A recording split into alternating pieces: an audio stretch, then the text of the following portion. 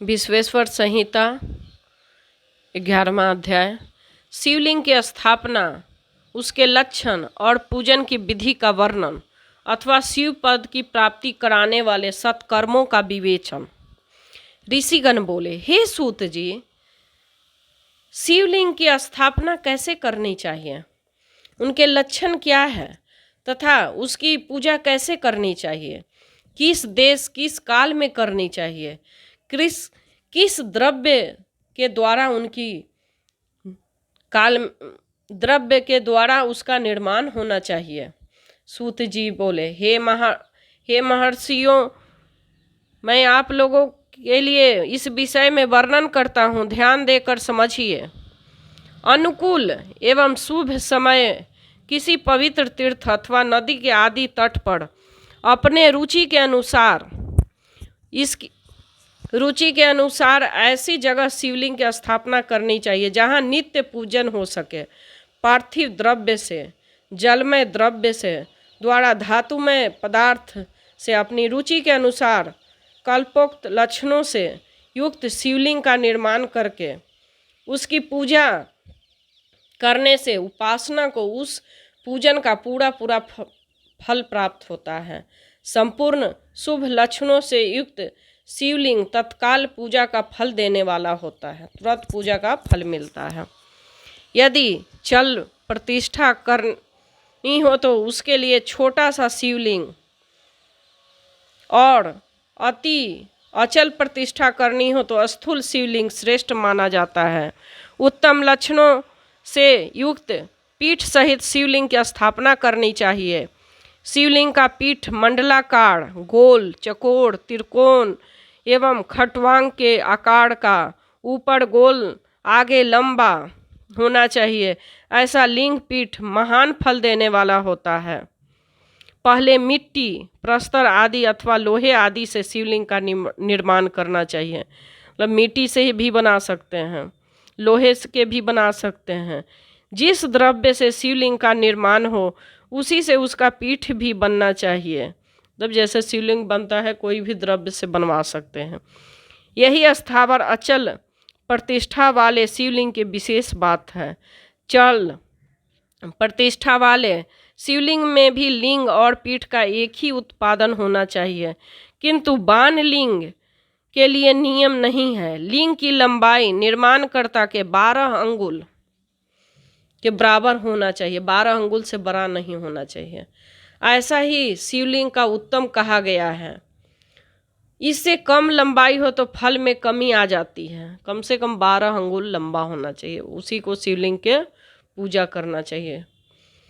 अधिक हो तो दोष नहीं, परंतु लिंग में ही वैसा ही नियम है। उसकी लंबाई कम से कम कर्ता के 1 अंगूठे के बराबर होनी चाहिए, 1 अंगुल के बराबर होना चाहिए। पहले शिल्प शास्त्र के अनुसार एक विमान या देवालय बनवाएं जो देवगणों को मूर्तियों को अलंकृत हो। उसका गर्भगृह बहुत ही सुंदर, सुदृढ़ और दर्पण के समान स्वच्छ हो। उसे 9 प्रकार के रत्नों से विभूषित किया गया हो। उसमें पूर्व और पश्चिम दिशा में 2 मुख्य द्वार हो जहाँ शिवलिंग की स्थापना करनी हो। उस स्थान के गर्त में नीलम, लाल रत्न, वैदूतर, श्याम रत्न, मरकत, मोती, मूंगा, गोमेद और हीरा, इन 9 रत्नों तथा अन्य महत्वपूर्ण द्रव्य द्वारा वैदिक मंत्रों के साथ छोड़ें। सजोजात आदि 5 वैदिक मंत्रों द्वारा शिवलिंग का 5 स्थानों में क्रमशः पूजन करने के अग्नि एवं हविष्य की अनेक आहुतियाँ दें। परिवार सहित मेरी पूजा करके गुरु स्वरूप आचार्य को धन तथा भाई बंधुओं को अभिलषित वस्तुओं को संतुष्ट करें। मतलब जो इस भाई को बुलाते हैं उसको प्रसाद दान दे के संतुष्ट करें। याचकों को जड़, स्वर्ण, गृह और भू संपत्ति तथा चेतन, गौ आदि वैभव प्रदान करें। जो मतलब पूजा करा रहा है उसको ये सब दान दे।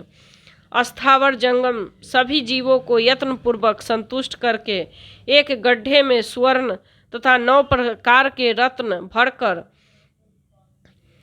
सजोजाति वैदिक मंत्र द्वारा उच्चारण करके परम कल्याणकारी महादेव जी का ध्यान करें।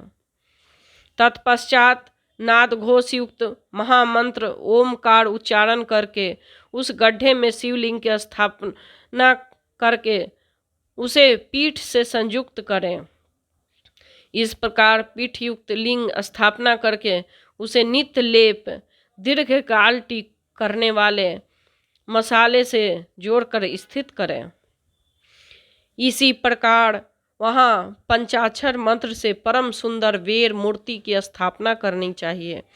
श्राद्ध से की भूमि संस्कार आदि की सारी विधि जैसी लिंग प्रतिष्ठा के लिए कही गई है, वैसे ही बेर मूर्ति प्रतिष्ठा के लिए समझनी चाहिए।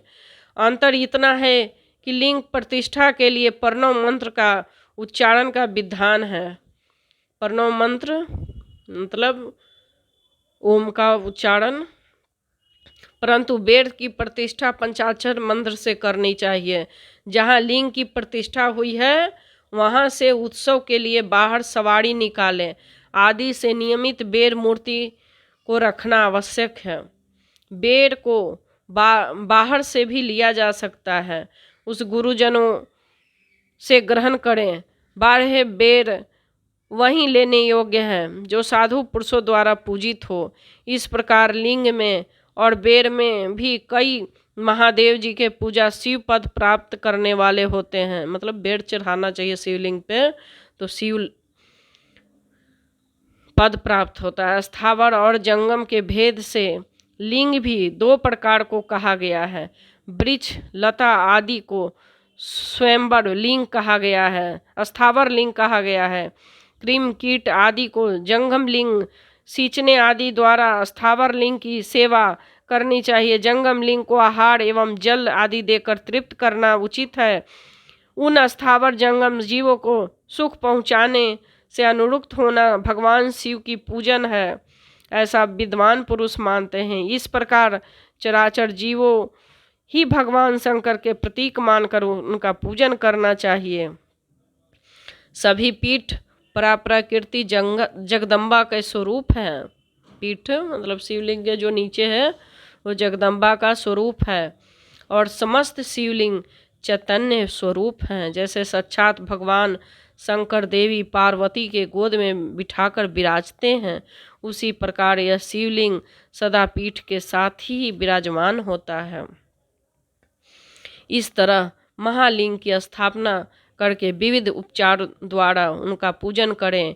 अपनी शक्ति के अनुसार नृत्य पूजा करनी चाहिए तथा देवालय के पास ध्वजारोपण आदि करना चाहिए। इस प्रकार साक्षात शिव का पद प्रदान करने वाली लिंग की स्थापना करें अथवा चर लिंग में षोडशोपचारों द्वारा यथोचित रीति से क्रमशः पूजन करें। यह पूजन भी शिव पद प्राप्त कराने वाला है। आवाहन, आसन, अर्घ्य, पाद्य, साष्टांग, आचमन, अभ्यांग पूर्वक स्नान, वस्त्र, गंध, पुरुष, धूप, पुष्प, धूप, दीप, नैवेद्य, तांबूल, समर्पण, निराजन, नमस्कार और विसर्जन, ये 16 उपचार हैं। अथवा अर्घ्य को लेकर नैवेद्य तक विधिवत पूजन करें। अभिषेक, नैवेद्य, नमस्कार और तर्पण ये सब यथाशक्ति नित्य करें, यथाशक्ति रोज करें। इस तरह किया हुआ शिव का पूजन शिव पद की प्राप्ति कराने वाला होता है। अथवा किसी मनुष्य द्वारा स्थापित शिवलिंग में, ऋषियों द्वारा स्थापित शिवलिंग में, देवताओं द्वारा स्थापित शिवलिंग में, अपने आप प्रकट हुए स्वयं भूलिंग में अथवा अपने द्वारा नूतन स्थापित हुए शिवलिंग में उपचार समर्पण पूर्वक जैसे तैसे पूजन करने से या पूजन की सामग्री देने से मनुष्य के ऊपर जो कुछ कहा गया है वह सारा फल प्राप्त कर लेता है। कर्मशः परिक्रमा और नमस्कार करने से भी शिव पद की प्राप्ति होती है। यदि नियम शिवलिंग का दर्शन मात्र कर लिया जाए तो वह कल्याणप्रद होता है। मिट्टी, आटा, गाय के गोबर, फूल, कनेर फूल, पुष्प, फल, गुड़, मक्खन, भस्म अथवा अन्य से भी अपनी रुचि के अनुसार शिवलिंग बनाकर तद अनुसार उनका पूजन करें। इनका भी सब शिवलिंग आप बना के पूजन कर सकते हैं। कुछ लोग हाथ के अंगूठे आदि पर भी पूजा करना चाहते हैं। लिंग के निर्माण कहीं भी करने में किसी प्रकार का निषेध नहीं है, मतलब कहीं भी किसी प्रकार के शिवलिंग बनाकर आप पूजा कर सकते हैं, निषेध नहीं है। भगवान कितने लोग अंगूठा को ही शिवलिंग मान के इनको पूजा करते हैं। भगवान शिव सर्वत्र ही भक्त के प्रयत्न के अनुसार फल प्रदान कर देते हैं, अथवा श्रद्धापूर्वक शिव भक्त को शिवलिंग दान या शिवलिंग के मूल्य का दान करने से भी शिवलोक की प्राप्ति होती है। अथवा प्रतिदिन 10,000 प्रणव मंत्र का जप करें, अथवा दोनों संध्याओं में समय 1,000 प्रणव जप किया जाए। इस कर्म में शिव पद की प्राप्ति करने वाला है, ऐसा जानना चाहिए। जप काल में मकरांत प्रणव की उच्चारण मन की शुद्धि करने वाला होता है। समाधि में मानसिक जप की विधान है। अन्य सब समय उपांशु जप ही करना चाहिए। नाद और बिंदु से युक्त ओमकार की उच्चारण से विद्वान पुरुष समान प्रणव करते हैं। यदि प्रतिदिन आदर पूर्वक 10,000 पंचाक्षर मंत्र का जप किया जाए, अथवा दोनों संध्याओं के समय 1,000 ही जप किया जाए, उसे शिव पद की प्राप्ति करने वाला समझना चाहिए।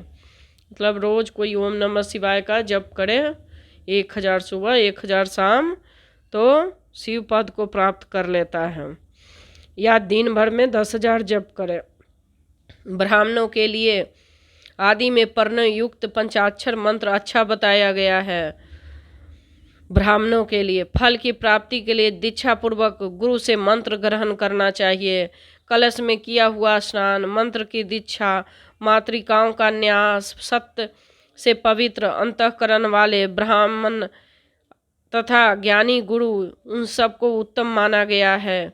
द्विजों के लिए नमः शिवाय उच्चारण का विधान है। द्विजतर के लिए अंत में नमः पद का प्रयोग करना चाहिए, अर्थात शिवाय नमः इस मंत्र का उच्चारण करिए। द्विज मतलब छोटे लोगों के लिए। स्त्रियों के लिए कहीं कहीं विधि पूर्वक अंत में नमः जोड़कर उच्चारण का विधान है, अर्थात कोई कोई ऋषि ब्राह्मण की स्त्रियों के लिए नमः पूर्वक शिवाय की जप की अनुमति देते हैं, अतः नमः शिवाय का जप करें। औरत के लिए नमः शिवाय का जप करने का ऑर्डर मिला हुआ है। पंचाक्षर मंत्र का 5 करोड़ जप करके मनुष्य भगवान सदाशिव के समान हो जाता है। 1, 2, 3 अथवा 4 करोड़ जप करके ब्रह्मा, विष्णु, रुद्र, महेश्वर का पद प्राप्त होता है। अथवा मात्र जितने अक्षर हैं उनका पृथक पृथक 1 लाख जप करें। समस्त अक्षरों का एक साथ ही जिसने अक्षर हो उतने लाख जप करें। इस तरह के जप को शिव पद की प्राप्ति करने वाला समझना चाहिए। यदि 1,000 दिनों में प्रतिदिन 1 सहस्त्र जप करके क्रमशः पंचाक्षर मंत्र का 10 लाख जप पूरा कर लिया जाए और प्रतिदिन ब्राह्मण भोजन कराया जाए, तो उस मंत्र अभीष्ट कार्य सिद्धि होती है। मतलब मंत्र जप के और ब्राह्मण को खाना खिलाएं तो अभीष्ट फल की प्राप्ति होती है। ब्राह्मण को चाहिए कि वह प्रतिदिन प्रातः काल में 1,008 बार गायत्री का जप करे। मतलब कोई भी ब्राह्मण जो सुबह उठ के 1,008 बार गायत्री के जप करे, ऐसा होने पर गायत्री क्रमशः शिव पद प्रदान करने वाली होती है। वेद मंत्रों और वैदिक सूक्तों के नियम के अनुसार जप करना चाहिए। एकाक्षर मंत्र 10,000, दशार्ण मंत्र 1,000, 100 से कम अक्षर वाले मंत्र 100, उससे अधिक अक्षर वाले यथाशक्ति 1 से अधिक बार जपना चाहिए। वेदों को पारायण को भी शिव पद की प्राप्ति कराने वाला जानना चाहिए। वेद को भी जो पढ़े वो शिव की प्राप्ति होती है। अन्याय जो बहुत से मंत्र हैं उनका भी जितने अक्षर है उतने लाख जप करना चाहिए। एकाक्षर मंत्र उसी प्रकार करोड़ की संख्या में जपना चाहिए। अधिक अक्षर वाले मंत्र 1000 की संख्या में भक्ति पूर्वक जपने चाहिए। इस प्रकार शक्ति यथाशक्ति जप करना चाहिए। वह क्रमशः शिव पद प्राप्त कर लेता है। अपनी रुचि के अनुसार किसी मंत्र को अपनाकर मृत्यु पर्यंत प्रतिदिन उसका जप करना चाहिए। अथवा ओम इस मंत्र के प्रतिदिन 1 सहस्त्र जप करना चाहिए। ऐसा करने से भगवान शिव की आज्ञा से संपूर्ण मनोरथों को सिद्ध होता है। जो मनुष्य भगवान शिव के लिए फुलवाड़ी या बगीचे आदि लगाता है अथवा शिव के सेवा कार्य के लिए मंदिर में झाड़ने बुहारने आदि की व्यवस्था करता है, वह इस पुण्य कर्म करके शिव पद प्राप्त हो लेता है। मतलब जो जाके मंदिर में झाड़ू लगाता है, शिव के साफ सफाई करता है, फूल से पूजा करता है, सजाता है, वो भी शिव पद को प्राप्त कर लेता है। भगवान शिव काशी क्षेत्र में उनमें भक्ति पूर्वक नित्य निवास करे, जो जड़ चेतन सभी को भोग और मोक्ष देने वाला है। अतः विद्वान पुरुष भगवान शिव के क्षेत्र में मृत्यु पर्यंत निवास करना चाहिए। जब मरने लगे तो काशी में चले जाना चाहिए। मनुष्य द्वारा स्थापित शिवलिंग के चारों ओर 100 हाथ तक पुण्य क्षेत्र कहा गया है। जहाँ मनुष्य पूजा करता है शिवलिंग के, तो वहाँ 100 हाथ तक पुण्य कहा गया है, पुण्य क्षेत्र कहा गया है। तथा ऋषियों द्वारा स्थापित शिवलिंग के चारों ओर 1000 हाथ तक पुण्य क्षेत्र होता है। जहाँ ऋषि महात्मा पूजा करते हैं वहाँ 1000 हाथ दूर तक शिव क्षेत्र पुण्य क्षेत्र माना जाता है। इसी प्रकार देवताओं द्वारा स्थापित शिवलिंग के चारों ओर से 1000 हाथ तक पुण्य क्षेत्र समझना चाहिए। स्वयंभू लिंग चारों ओर से 1000 धनुष 4000 हाथ एक पुण्य क्षेत्र होता है। जहाँ पर शिवलिंग स्वयं जैसे 12 ज्योतिर्लिंग प्रकट हुए हैं, वहाँ पे 1000 धनुष मतलब दूर दूर तक पुण्य क्षेत्र माना गया है। पुण्य क्षेत्र में स्थित बावड़ी, कुआं और पोखरे आदि का शिव गंगा समझना चाहिए। वहाँ पर जो भी बावड़ी, तालाब है, कुआं है, पोखरा है, उसे शिव गंगा ही समझना चाहिए। भगवान शिव का ऐसा ही वचन है, वहाँ स्नान दान और जप करके मनुष्य भगवान शिव को प्राप्त कर लेता है, जहाँ वो स्वयं प्रकट हुए हैं, जो 12 ज्योतिर्लिंग है। अतः मृत्यु पर्यंत शिव के क्षेत्र में आश्रय लेकर रहना चाहिए। जब मरना हो तो शिव के क्षेत्र में ही आश्रय लेना चाहिए, जो हमारे काशी हैं। जो शिव के क्षेत्र में अपनी मृत संबंधी का दाह दशा, मासिक दाह, श्राद्ध, सपिंडी करक अथवा वार्षिक श्राद्ध करता है, कभी भी शिव के क्षेत्र में आपके पितरों को पिंड देता है, वह तत्काल सब पापों से मुक्त हो जाता है और अंत में शिव पद पाता है। अथवा शिव के क्षेत्र में 7, 5, 3 और 1 ही रात निवास कर ले। ऐसा करने से कर्मतः शिव की पद की प्राप्ति होती है। जहाँ ज्योतिर्लिंग है वहाँ जाके कम से कम 1 रात भी रहना चाहिए, शिव के पद की प्राप्ति होती।